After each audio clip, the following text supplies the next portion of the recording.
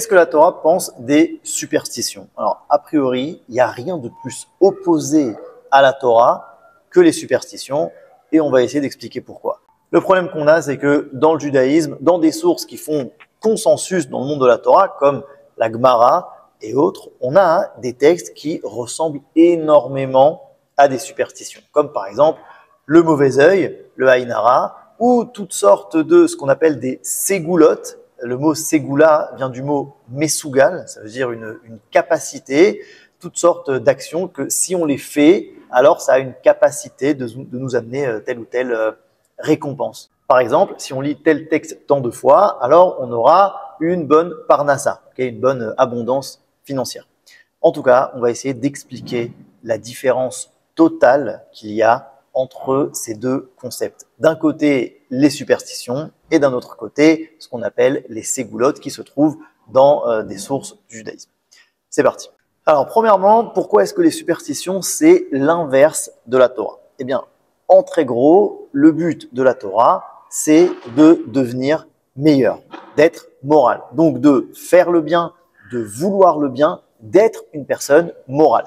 Pourquoi? Parce que Dieu, il est moral, il est moralité. Et donc, si on veut s'élever, être attaché à Dieu, révéler les valeurs divines sur terre, eh ben, ça passe par la moralité. Et la Torah va être en fait une adracha, un guide pour nous aider à être plus moraux. Ça passe par l'action, faire des bonnes actions, avoir des bons sentiments, avoir une bonne volonté. Être quelqu'un de moral, c'est en très gros le but de la Torah, donc améliorer l'homme. Et ça de manière complètement désintéressée. Ça veut dire qu'à aucun moment, la récompense matérielle n'est une finalité. S'il y a récompense matérielle, c'est pour nous aider à continuer de faire le bien et encore plus de bien, etc. Et s'il y a l'inverse, c'est-à-dire des difficultés, des épreuves, quelque part, ce sera aussi pour nous aider à les surmonter et donc à s'améliorer et donc aussi à faire le bien finalement. Quand on dit Akol Letova, tout est pour le bien, ça ne veut pas dire que tout est bien. Il peut y avoir du mal, il peut y avoir des épreuves, des difficultés, mais elles sont pour le bien. C'est-à-dire que le but final est de s'améliorer. Donc le bien et le mal viennent de la même source, d'accord? C'est ça, être monothéiste. Et on a une émouna, donc une certitude, que et le bien et le mal sont exactement ce qu'on doit recevoir pour continuer de s'améliorer, d'être des personnes encore meilleures. Après, bien sûr, on ne sait pas toujours comment ça marche. C'est la célèbre question de tzaddik veralo, racha vetovlo. D'accord, quelqu'un de juste qui a que des difficultés et des épreuves dans sa vie, et quelqu'un de mauvais qui lui bénéficie de toutes les jouissances de ce monde-ci. Mais ça vient du fait qu'on n'a pas toutes les données. C'est comme si on regardait le monde par un trou de serrure, on voit pas grand-chose. Malgré tout, la vision de la Torah, c'est que c'est une logique morale qui dirige le monde, qu'on puisse la comprendre ou pas. Parfois, un tzaddik aura des épreuves pour être encore plus tzaddik et un rachat n'aura absolument aucune épreuve justement pour l'empêcher finalement de les surmonter et de s'améliorer, ce qui reste en fait la pire des punitions parce qu'on l'empêche de faire sortir son potentiel de bien qui est en lui. En tout cas, les superstitions viennent dire exactement l'inverse. Si on prend un exemple extrême, si on parle de quelqu'un, par exemple, qui est une personne mauvaise, quelqu'un de mécréant, très mauvais, d'accord, mais il a trouvé un trèfle à 4 feuilles. Et donc, bon bah, on peut rien faire. Il a trouvé un trèfle à 4 feuilles, et ben, il aura une énorme richesse. Voilà, c'est tout. On peut rien faire. C'est comme si on pouvait en fait court-circuiter la logique du monde, d'accord? C'est-à-dire, si on croit en Dieu, c'est comme si on disait en fait, bah voilà, Dieu, il peut pas faire grand-chose vu qu'il a trouvé un trèfle à 4 feuilles. Inversement, quelqu'un de très bien, voilà, il fait vraiment tout ce qu'il faut, il est moral, il s'améliore, il fait des efforts, etc. Mais malheureusement, eh ben, sans faire exprès, il a cassé un miroir. Boum, 7 ans de malheur et on peut rien y faire. Donc en fait, qu'est-ce que ça vient dire? Eh bien que Hachem ne contrôle pas tout et que ce n'est pas une logique morale qui contrôle le monde, mais plutôt différentes forces qui vont qui vont être en conflit en fait. Et donc si on trouve un trèfle à 4 feuilles, eh bien voilà, on est un peu plus fort et donc on aura un petit peu plus de récompenses, etc. En fait, on est dans de l'idolâtrie totale. Autre contradiction avec la Torah, c'est que dans ce genre de mentalité, c'est aussi bien sûr la récompense physique qui compte le plus et rien d'autre. Maintenant qu'on a compris ça, il faut savoir qu'est-ce qu'on fait avec toutes ces ségoulottes qui existent dans nos sources à nous, qui sont le fruit du judaïsme. Alors, la première chose qu'on doit faire quand on a affaire à une ségoula, c'est déjà de vérifier la source. C'est-à-dire qu'il y a des sources qui sont authentiques, il y a des ségoulottes dans la Gemara, etc. Et puis on a toutes sortes de ségoulottes qui sont plus ou moins rentrées dans le judaïsme, mais qui n'ont vraiment pas de source. Un exemple, par exemple, ce sera le fil rouge qu'on vend au kotel. Je ne crois pas qu'il y ait une source sérieuse dans le judaïsme. Deuxième chose à savoir, il y a toujours dans ces ségoulottes une logique morale interne, et même si on ne la connaît pas, il faut savoir qu'elle existe. Pour donner un exemple, on va voir un texte du Rav Kook dans Enaya. Enaya, c'est le commentaire du Rav Kook sur les parties Agada de la Gemara. Dans la Gemara, dans le Talmud, il y a deux parties en très gros. La partie Halacha, donc la partie du comment, qui va s'occuper des détails de comment est-ce qu'on fait tel ou tel mitzvot. Et il y a la partie Agada, donc c'est des histoires, des paraboles, on appelle ça des midrash, qui va en fait nous expliquer plutôt des concepts spirituels, moraux, etc. Donc il y a une Gemara dans Masechet Brachot Daf Yutet qui rapporte le cas de quelqu'un qui fait une prière à Dieu dans ces mots. Et il dit Ribon kol haolamim arbe chatati lefanecha velo nifrat amimeni echad mine elef. Dieu, maître des mondes, j'ai beaucoup fauté devant toi et tu ne m'as même pas fait payer pour mes fautes, à peine 1/1000 de ce que je devrais payer pour mes fautes. Et il continue, aide-nous à ne plus faire de fautes par ta miséricorde.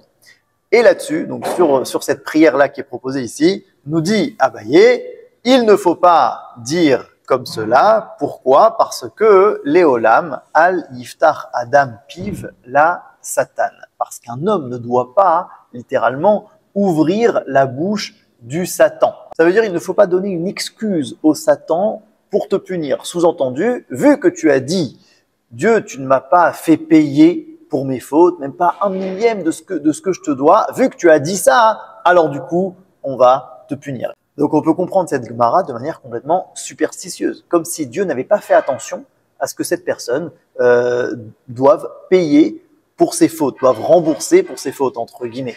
Donc, c'est-à-dire qu'il y a quelque chose qui échappe à Dieu, et étant donné que cette personne a dit telle ou telle chose, eh bien voilà, de manière automatique, eh bien, il va payer. Okay? Où est la logique? Où est la logique morale?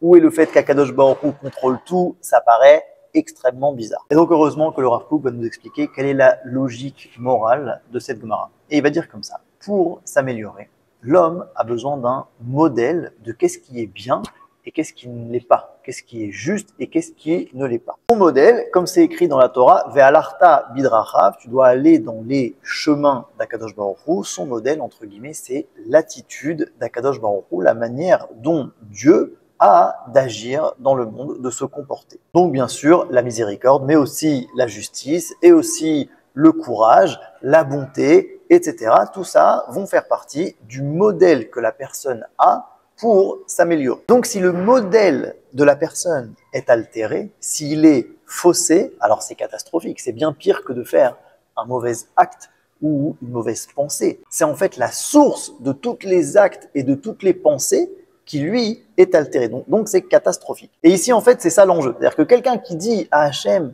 « Oh, tu ne m'as même pas puni pour toutes les fautes que j'ai fait, vraiment merci beaucoup pour ta miséricorde », eh bien, c'est quelqu'un qui est peut-être gentil, qui a une prise de conscience, qui a de la reconnaissance, mais c'est quelqu'un qui est en train d'altérer, sans s'en rendre compte, son modèle de justice. Il pense qu'en fait, Akadosh Baruch Hu, pour lui, c'est pas si important que ça de payer pour des mauvais actes et que finalement, on peut un petit peu passer. Et donc, sans s'en rendre compte, ça peut être quelque chose de extrêmement mauvais sur le long terme. Il va lui-même finalement devenir comme ça, puisque c'est ça son modèle. Donc, il va renoncer à toutes sortes de détails, de justesse et de justice, ce qui peut vraiment le dégrader moralement énormément. Et en fait, pour le sauver de ce mauvais modèle, eh ben justement, on va le punir. Pour lui dire, en fait, ce que tu crois que tu peux faire une tonne de fautes et ne pas du tout payer parce que Dieu est miséricordieux,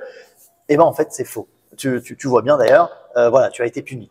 Donc en fait, quand on dit n'ouvre pas la bouche du Satan, ne donne pas une excuse au Satan, c'est pas du tout quelque chose de magique, que si tu l'as fait, c'est tout, on peut plus revenir en arrière et voilà, tu vas devoir recevoir une punition malgré tout, on peut rien y faire, c'est comme ça, etc. Pas du tout. En fait, quand on dit n'ouvre pas la bouche au Satan, c'est comme si on disait n'altère pas ton modèle de valeur divine, parce que sinon, en effet, pour rééquilibrer ton modèle, eh bien, il y aura des conséquences. Donc oui, c'est une logique morale qu'il y a derrière cette histoire et le Satan n'est pas une force indépendante en lui-même, mais c'est juste en fait une expression d'Akadosh Baruch Hu dans un cas où quelqu'un doit être sauvé de son propre modèle. Et donc a priori, même si je ne saurais pas expliquer toutes les ségoulottes, j'ai envie de croire que derrière chaque ségoula qui est sourcée, il y a une logique morale interne.